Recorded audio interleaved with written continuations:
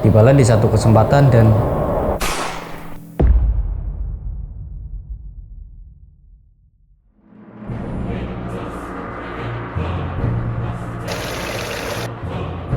otoriter, kejam, represif. Begitulah sistem pemerintahan yang digambarkan beberapa analis saat Hussein menjadi presiden Irak. Wait, bukan Hussein ini anjir, tapi Saddam Hussein. CBS 4 for continuing coverage of Saddam Hussein's capture. Saddam's last stand. Saddam Hussein ended. Seorang politisi dari Partai Ba'ath yang memainkan peran kunci dalam kudeta yang terjadi di tahun 1968, menjadikan sepupunya sendiri Ahmed Hassan al-Bakr presiden Irak pada waktu itu, dan Saddam Hussein menjadi wakil presiden. Setelah 10 tahun, Ahmed Hassan al-Bakr mengundurkan diri, lalu digantikan oleh Saddam Hussein, menjadikan dia presiden Irak kelima. Saddam berhasil menjaga ambisinya, mengendalikan kekuasaan kurang lebih selama 30 tahun.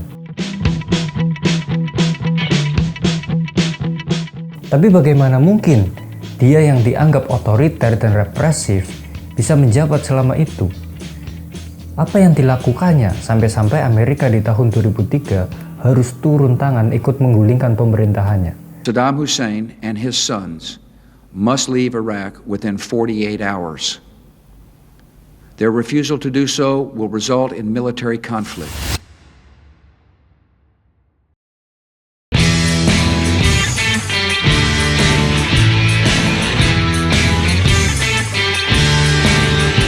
Pada 22 Juli 1979, setelah Saddam naik menjadi presiden, dia memanggil semua orang di Partai Ba'ath untuk menghadiri kongres.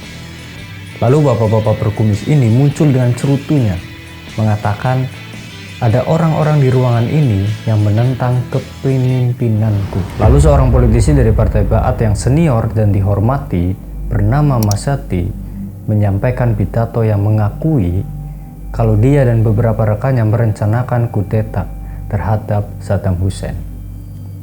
Tapi ada laporan yang mengatakan kalau itu karangan belaka. Masadi diancam, dipaksa mengaku karena anak dan istrinya dipenjara oleh Saddam Hussein. Setelah itu, satu persatu nama-nama para petinggi partai mulai disebutkan, dituduh menjadi kaki tangan untuk mengkudeta. Majid Abdul Sattar, Salman Dawood Nijris. Lalu polisi mulai menggiring keluar orang-orang yang disebutkan. Dan suasana kongres pun berubah menjadi pertemuan yang sangat menakutkan. Semua khawatir, namanya bisa disebut kapan aja. Anggota partai yang disingkirkan tadi dieksekusi. Lebih dari 20 orang dihukum mati dan sisanya dipenjara. Sampai kemudian orang-orang yang dipenjara ini pada akhirnya dipaksa melakukan eksekusinya sendiri. Dari sini Saddam menghapus keraguan, memperlihatkan kemampuan pemimpin baru Irak dalam melindungi kekuasaannya, menunjukkan dominasi kalau kalian mengkhianati rezim akan bernasib seperti mereka yang dieksekusi. Tapi cara ini belum cukup. Setelah Saddam memperlihatkan kemampuannya, dia harus memastikan tetap unggul dari siapapun. Dia harus punya mata, telinga, dan orang-orang yang kuat yang bisa diandalkan di mana-mana untuk mencegah ancaman terhadap kekuasaannya. Dan supaya efektif, itu dilakukan secara diam-diam.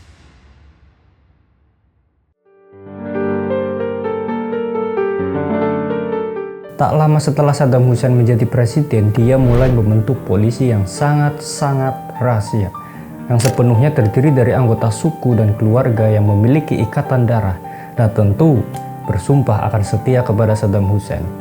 Orang-orang ini juga yang nantinya akan bertugas menjadi mata-mata untuk Saddam Hussein. Semua orang Irak diawasi oleh dia. Polisi rahasia ini ada di mana-mana anjir. Bahkan ketika orang Irak atau pengkritik pemerintah sedang berada di belahan dunia lain, Saddam gak ragu menunjukkan bahwa mereka bisa dijangkau olehnya dimanapun mereka berada.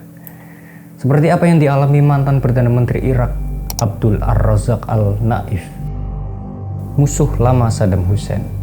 Al-Naif dan keluarga terpaksa kabur setelah Saddam Hussein berkuasa Dia kabur ke Inggris, Cok. Nah, di Inggris, Al-Naif ini mulai berani bersuara dengan keras, mengkritik pemerintah Saddam Hussein secara terang-terangan di hadapan umum. Saddam, bapak-bapak berkumis ini tentu nggak seneng dong, dan mulai mencari cara untuk membungkam Al-Naif ini. Sepasang pembunuh ramah pun mulai mendatangi Al-Naif dan istrinya, menembaki dengan pistol, Cok. Tapi percobaan pertama ini gagal. Al-Naif dan istrinya selamat dan akhirnya pelaku ditangkap. Nah, percobaan kedua pun dilakukan dengan mengirim agen elit dari polisi rahasia Saddam dari Irak ke London, di mana para agen ini menyuruh informan untuk melacak setiap gerak-gerik Al-Naif, menunggu kesempatan untuk menyerang. Tibalah di satu kesempatan dan percobaan kali ini nggak meleset, Cok. Al-Naif langsung meninggal di tempat.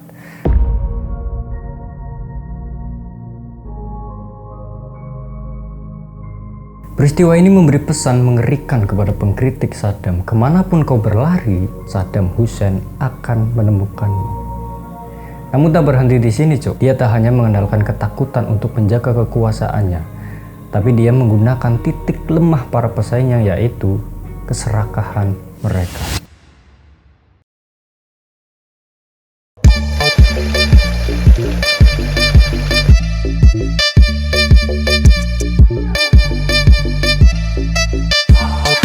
Saddam Hussein memastikan agar orang-orang tetap setia dengan memberi suap dengan jumlah yang gak sedikit, Cuk. Dia memastikan kalau para koleganya gak bisa mendapat uang dengan jumlah yang ditawarkan dari pemimpin manapun.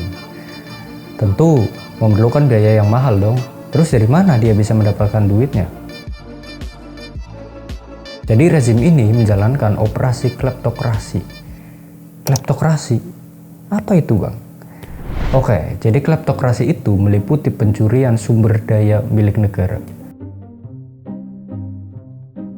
Langkah pertama yang dilakukan itu menasionalisasi sumber daya alam, seperti minyak, emas. Intinya kalau itu berharga harus dikendalikan oleh negara. Langkah kedua, pelaku kleptokrasi juga akan menyuap semua pengambil keputusan supaya memihak kepadanya. Istilahnya kayak bayar wasit lah, agar setiap pertandingan berjalan sesuai apa yang diinginkan. Lalu langkah ketiga, dia juga akan mengendalikan perdagangan dengan cara menahan barang di gudang, menunggu permintaan tinggi, lalu bisa menaikkan harga. Dan gak luput juga menentukan pajak yang tinggi. Begitulah cara kleptokrasi berjalan, seperti korupsi yang dilegalkan, anjir. Nah, dengan kleptokrasi ini, Saddam Hussein yang dulunya cuma anak gembala miskin bisa mendapatkan kekayaan yang fantastis.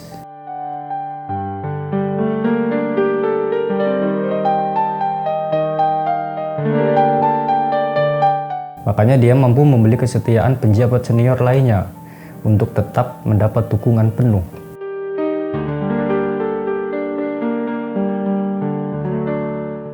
Tapi dari duit yang melimpah ini ada hal yang cukup menarik, coy, yang dilakukan oleh Saddam Hussein. Dia beberapa kali bisa mengejutkan rakyat Irak dengan mengunjungi rumah seseorang. Dia membuka kulkas, lalu melihat isi kulkas yang kosong itu dan mulai mengisinya dengan makanan-makanan yang banyak. Dia berhasil menunjukkan pesonanya dengan memberi hadiah kepada rakyatnya sendiri.